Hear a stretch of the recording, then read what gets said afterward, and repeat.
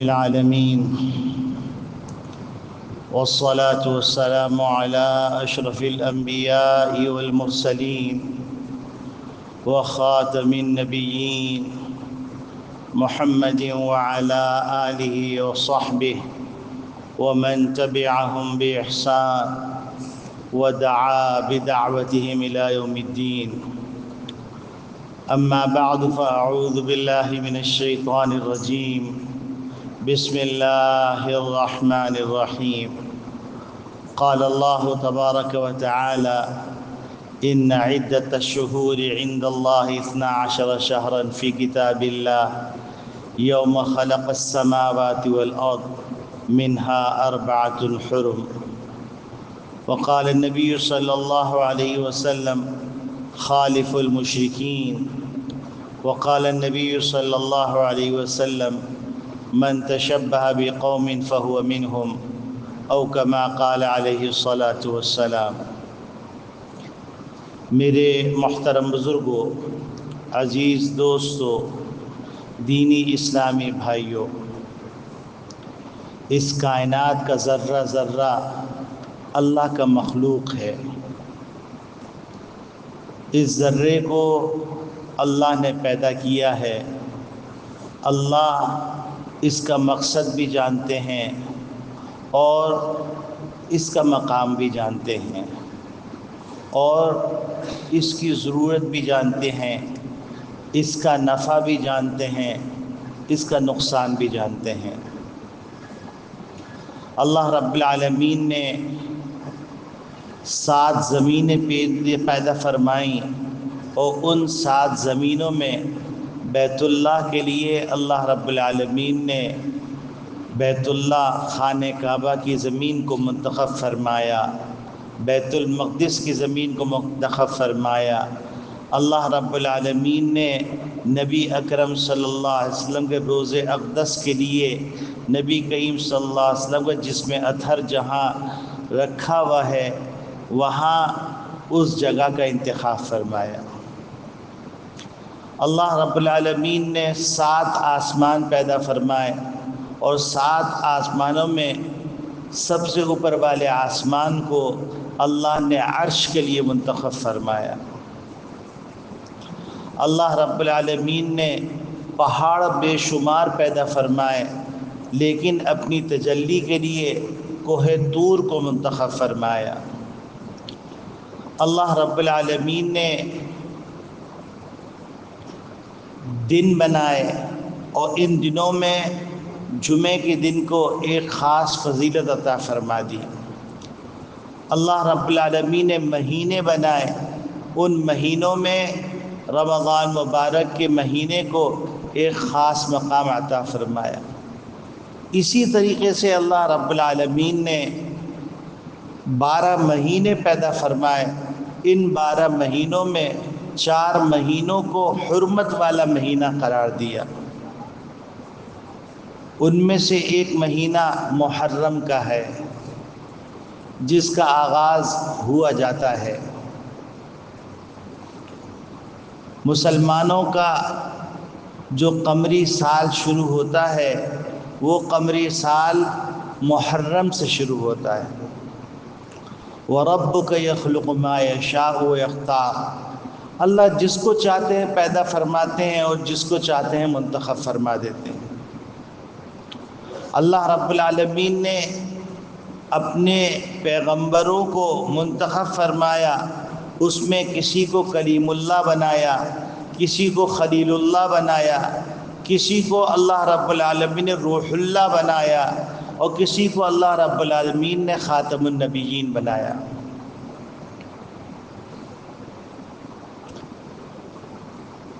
محرم یہ قابل احترام ہے اور یہ محرم قابل احترام تھا اور یہ محرم قابل احترام رہے گا. اس محرم کے حوالے سے بعض لوگوں نے یہ کہنا شروع کر دیا کہ محرم کو جو فضیلت حاصل ہوئی ہے حضرت حسین رضی اللہ تعالی عنہ کی شہادت کی وجہ سے حاصل ہوئی. دیکھیے، جو بات صحیح ہے اس بات کو مانا جاتا ہے، اور جو بات غلط ہے اس کی نشاندہی کی جاتی ہے۔ نبی کریم صلی اللہ علیہ وسلم کے زمانے میں محرم کا مہینہ اشہر حرم میں قابل احترام مہینوں میں شمار کیا گیا۔ نبی کریم صلی اللہ علیہ وسلم نے اس مہینے کو اپنی نبوت کے ملنے کے بعد بھی اشہر حرم میں گردانا۔ قرآن کریم بتلا رہا ہے کہ ان عدت الشہور عند اللہ 12 شہرا فی کتاب اللہ، روز افرینش سے جس دن سے کائنات بنی ہے اس دن سے اللہ رب العالمین نے 12 مہینے رکھے، اور 12 مہینوں میں 4 مہینوں کو اللہ رب العالمین نے محترم گردانا۔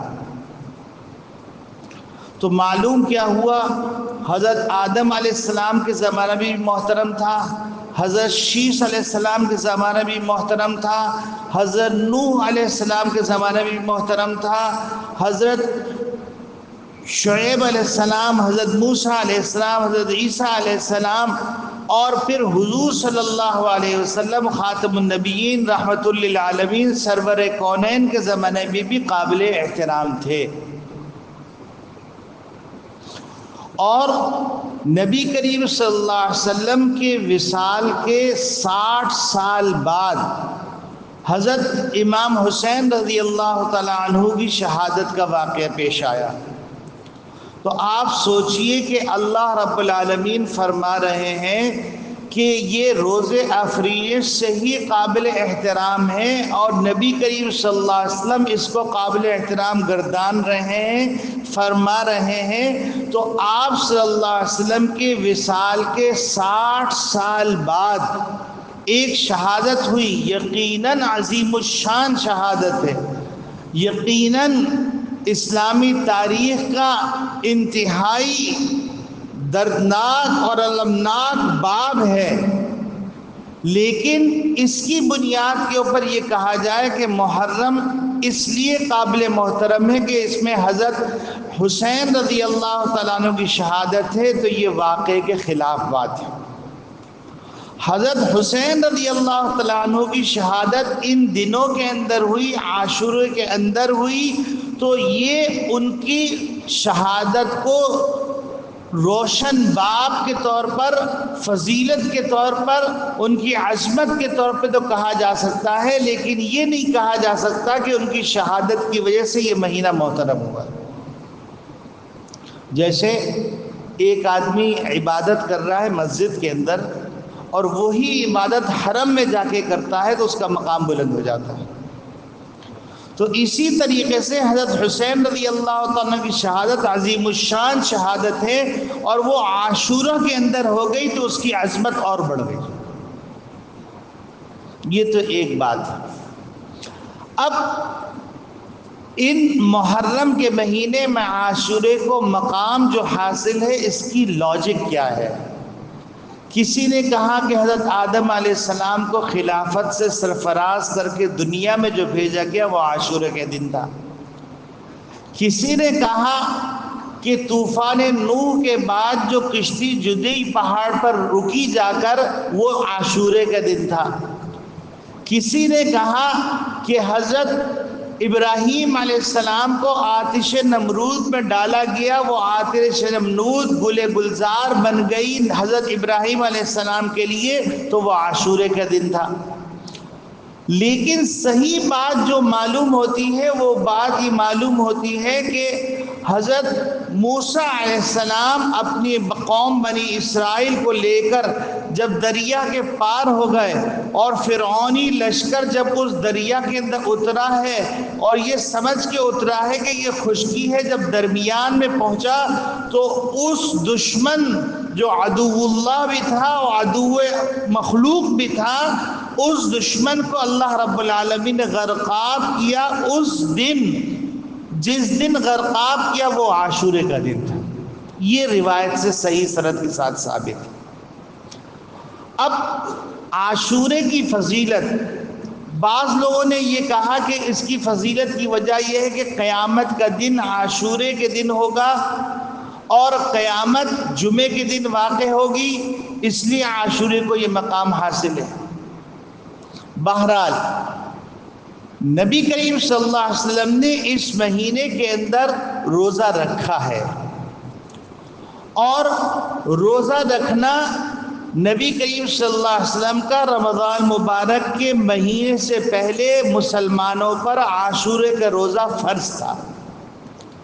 پھر جب اللہ رب العالمین نے رمضان مبارک کے روزے فرض کر دیے تو اس کے بعد عاشورے کا روزہ مستحب ہو گیا۔ کوئی رکھے تو باعث فضیلت ہے، کوئی نہ رکھے تو باعث عذاب نہیں ہے، باعث گناہ نہیں۔ اور نبی کریم صلی اللہ علیہ وسلم نے اس روزے کے بارے میں یہ فرمایا کہ مجھے اللہ کی ذات سے امید ہے کہ جو عاشورے کا روزہ رکھے گا اللہ رب العالمین اس کے 1 سال کے گناہ معاف کر دے گا۔ یہ اس کی فضیلت ہے۔ اور ساتھ ساتھ نبی کریم صلی اللہ علیہ وسلم چونکہ ایک ایسا دین لے کے آئے ہیں جس دین کے بارے میں اللہ رب العالمین فرماتے لِيُظْهِرَهُ عَلَى الدِّينِ كُلِّهِ کہ یہ دین ایسا دین ہے جو تمام ادیان پر غالب ہے اور تمام ادیان پہ اس کو فوقیت حاصل ہے، یہ ممتاز ہے، یہ کامل دین ہے، مکمل دین ہے، مکمل شریعت ہے، قیامت تک کے لیے یہی دین ہے اور قیامت تک کے لیے یہی پیغمبر ہے، قیامت تک کے لیے یہی دستور ہے۔ تو نبی کریم صلی اللہ علیہ وسلم کو جب آخری وقت قریب آیا تو آپ صلی اللہ علیہ وسلم کو یہ خیال آیا کہ یہودی بھی عاشورے کا روزہ رکھتے ہیں، مسلمان بھی عاشورے کا روزہ رکھتے ہیں، تو مجھے یہ گوارا نہیں ہے کہ مسلمان کسی معاملے کے اندر کسی مذہب سے مشابہت اختیار کریں، تو فرمایا لَإِن بَقِيتُ إِلَىٰ قَابِلٍ لَأَصُومَنَّ التَّاسِعَةَ کہ اگر میں اگلے سال زندہ رہا تو میں عاشورے کے روزے کے ساتھ 9 تاریخ کا بھی روزہ رکھوں گا، جس کی بنیاد پر فقہا نے کہا ہے کہ عاشورے کا روزہ رکھنے کے ساتھ 9 تاریخ کا روزہ رکھ لیا جائے یا 11ویں تاریخ کا روزہ رکھ لیا جائے تاکہ یہودیوں سے مشابہت نہ ہو۔ اب آپ اندازہ فرمائیے کہ نبی کریم صلی اللہ علیہ وسلم عبادت کے اندر مشابہت کو پسند نہیں فرما رہے ہیں، تو کیسے ممکن ہے کہ نبی کریم صلی اللہ علیہ وسلم معاملات کے اندر، معاشرت کے اندر اور اخلاق کے اندر کسی مذہب کو فالو کرنے والوں سے خوش ہو جائیں؟ آج بدقسمتی سے مسلمان جو ہے وہ نقالی کرتے کرتے اتنے آگے بڑھ گئے کہ ان کی شادی بیاہ کی تقریبات کے اندر یہ فیصلہ کرنا مشکل ہو رہا ہے کہ یہ شادی کسی ہندوانہ کلچر کے تحت کی جا رہی ہے، اسلامی تہذیب اور تمدن کے مطابق کی جا رہی ہے، یا بعض دفعہ یہ فیصلہ کرنا مشکل ہوتا ہے کہ یہ کرسچن کی شادی ہے یا مسلمان کی شادی۔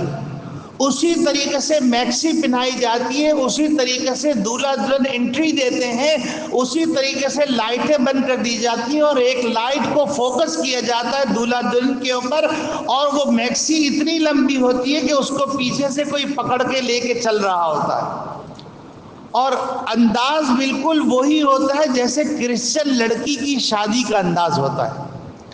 تو یہ کیسے ممکن ہے کہ نبی کریم صلی اللہ علیہ وسلم اس کلچر کو پسند فرمائیں؟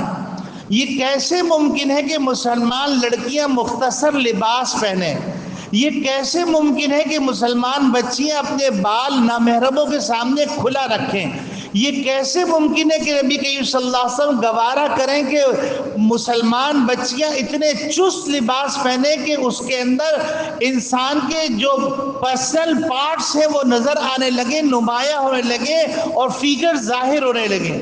یہ کیسے ممکن ہے کہ نبی کریم صلی اللہ علیہ وسلم اس بات کو گوارا کریں کہ خواتین ایسا باریک لباس پہنے کہ ان کے انڈر گارمنٹس کا بھی فیصلہ کیا جا سکے کہ وہ انڈر گارمنٹس کیا استعمال کریں؟ یہ کیسے ممکن ہے کہ نبی کریم صلی اللہ علیہ وسلم کی امت کی بچیاں ایسا لباس پہنے کہ جس کی آستینیں کندھے تک موجود نہ ہو؟ یہ کیسے ممکن ہے کہ نبی کریم صلی اللہ علیہ وسلم کی امت کی بچیاں ایسی شلوار یا ایسا پجامہ یا ایسی پتلون پہنے کہ ان کی پنڈلیاں کھلی ہوئی ہوں؟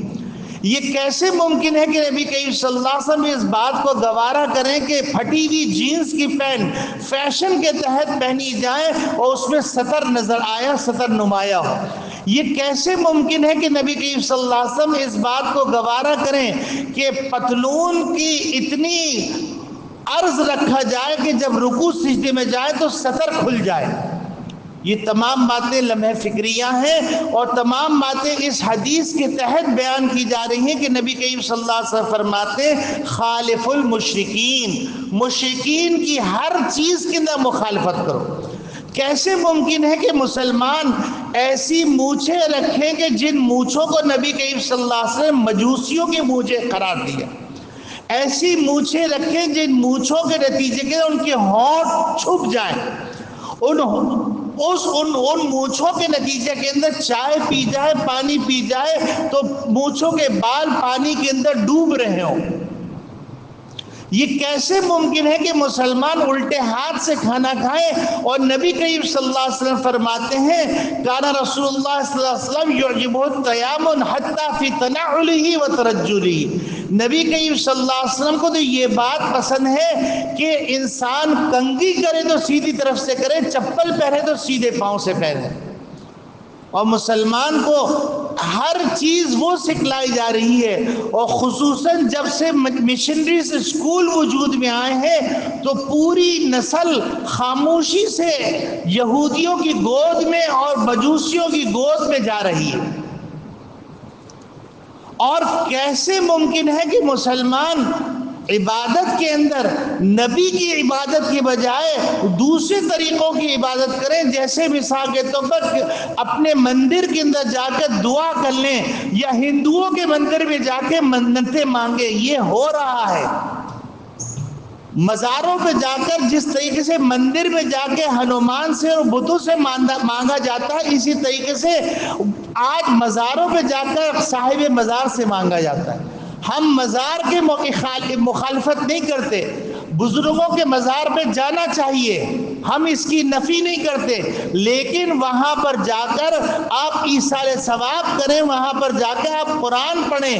ہم اس کی نفی نہیں کرتے کہ بزرگ قابل احترام نہیں ہیں، ہم بزرگوں کو قابل احترام مانتے ہیں، لیکن جس طریقے سے نبی کریم صلی اللہ علیہ وسلم قابل احترام ہیں، لیکن نبی کا درجہ نبی کا درجہ ہے اور اللہ کا درجہ اللہ کا درجہ ہے، سجدہ اللہ کو کیا جائے گا، نبی کو نہیں کیا جائے گا۔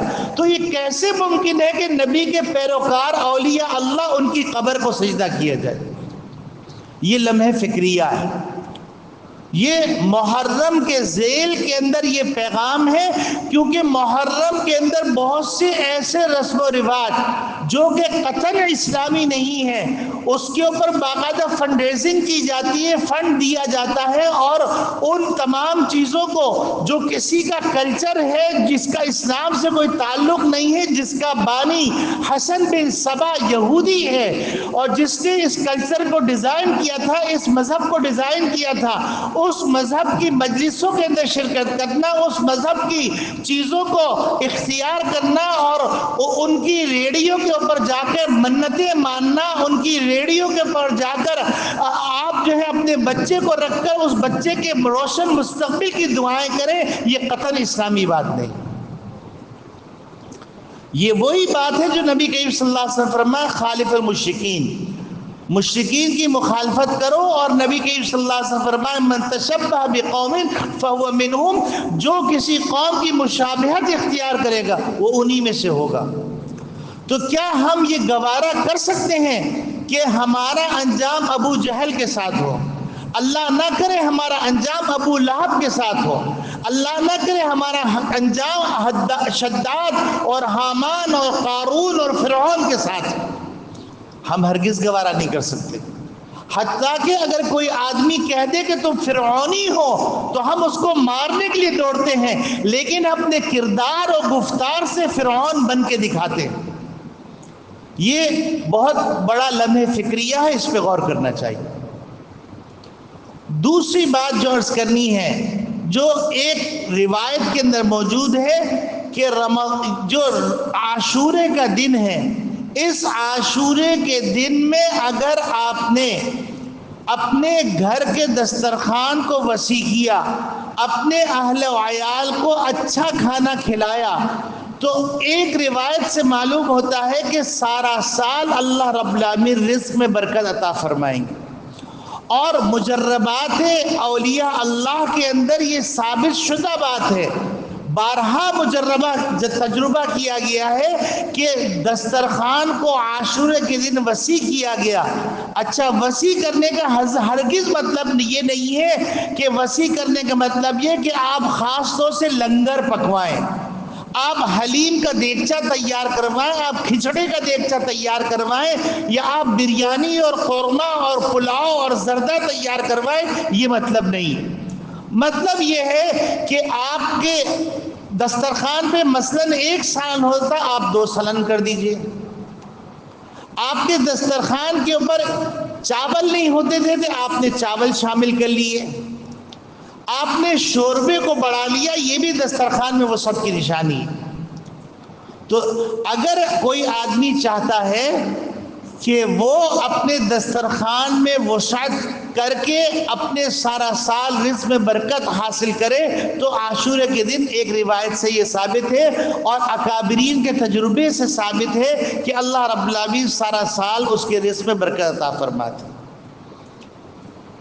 تیسری بات جو عرض کرنی ہے، وہ تیسری بات یہ عرض کرنی ہے کہ 1 سال ختم ہوا اور 1 سال شروع ہوا، تو آپ جانتے ہیں کہ سال کے کمپلیٹ ہونے کے اوپر انسان آڈٹ کرتا ہے کہ میں نے کیا کھویا، کیا پایا، میں نے کیا کمایا اور کیا میں نے ضائع کیا۔ تو جس طریقے سے یہ عاشورے کا مہینہ اور محرم کا مہینہ سال کے آغاز کا مہینہ ہے، وہیں یہ مہینہ آڈٹ کا مہینہ بھی ہے۔ ہمیں آڈٹ کرنا ہے کہ ہم نے کتنی نمازیں قضا کی، ہمیں آڈٹ کرنا ہے ہم نے کتنا جھوٹ بولا، ہمیں آڈٹ کرنا ہے ہم نے کتنے لوگوں کا حق مارا، ہمیں آڈٹ کرنا ہے ہم بغض کتنا رکھتے ہیں، ہم کینہ کتنا رکھتے ہیں، ہم منافقت کتنی رکھتے ہیں کہ سامنے جھک کے سلام ہو رہا، اندر بغض اور کینے کے لاوے ابل رہے ہیں۔ یہ احتساب کرنا ہے۔ اس وقت بدقسمتی سے معاشرے کے اندر کینہ اور بغض یہ کینسر کے طور پر سرایت کر چکا ہے۔ اپنے بھائی سے بغض، اپنی بہن سے بغض، اپنے بچوں سے بغض، اپنے دوستوں سے بغض، اپنے ائمہ سے بغض، اپنے مؤذنین سے بغض، اپنی کمیٹی سے بغض، اپنی انتظامیہ سے بغض، بس نہیں چلتا تو کتے اور خنزیر سے بھی بغض کیا جائے۔ بغض کی انتہا اتنی ہو گئی اور یہ کلچر کا حصہ بن گیا ہے، اور پہچاننا مشکل ہے کہ آپ کی مسکراہٹ کے پیچھے کتنا زہریلا خنجر چھپا ہوا ہے۔ یہ پہچاننا مشکل ہے کہ آپ کے اخلاق کے پیچھے کینہ اور بغض کی کتنی چادریں تنی ہوئی ہیں۔ تو یہ نبی کریم صلی اللہ علیہ وسلم فرماتے ہیں حاسبو قبل ان تحاسبو، تم اپنا محاسبہ کرو قبل اس کے کہ تمہارا محاسبہ کیا جائے۔ اور جب خالق کائنات محاسبہ کرے گا تو یاد رکھو کہ حقوق اللہ کو اللہ معاف کرنا چاہے معاف کرنے، حساب لینا چاہے حساب لے، لیکن بندوں کے حقوق کو اللہ اس وقت تک معاف نہیں کریں گے جب تک کہ بندہ معاف نہ کر دے۔ تو لہٰذا آج کا دن ہم کو پیغام دے رہا ہے کہ ہم اپنا احتساب کریں، اور انسان اپنے احتساب سے زیادہ اچھا احتساب نہیں کر سکتا، کیونکہ صاحب البیت ادری بما فی، گھر والا جانتا ہے کہ گھر کے اندر کیا کچھ ہے۔ تو ہر آدمی کا گھر اس کا وجود ہے، اور اس کے دل کے اندر جو بغض، کینہ، عداوت، دشمنی، تکبر، ریاکاری اور دوسری غلاظتیں بھری ہوئی ہیں، ان چیزوں کا محاسبہ کرے اور اللہ سے توبہ کرے، اور یہ دعا مانگے ایما مومن آذیتہ او شتمتہ او جلدتہ او لعنتہ فاجعلها له صلاة وزکاة وقربة تقربہ بہا الیک۔ اور اگر غیرت موجود ہے تو اپنے مسلمان بھائی سے مل کے یہ جملہ کہہ دے، ہو سکتا ہے دانا نادانا جان بوجھ کے یا بھول چک کے میری ذات سے آپ کو کوئی تکلیف پہنچی ہو تو آپ اس کو معاف کر دیجئے گا۔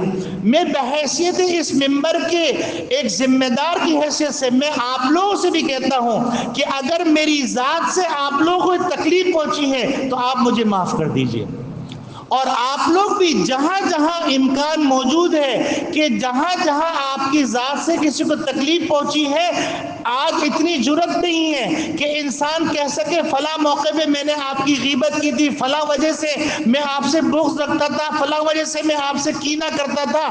اس کا طریقہ یہ ہے آدمی یہ کہتے جانے انجانے میں مجھ سے کوئی غلطی ہو گئی ہو تو آپ معاف کر دیجیے گا، آپ کی دل آزاری ہو تو آپ معاف کر دیجیے گا۔ وآخر دعوانا ان الحمدللہ۔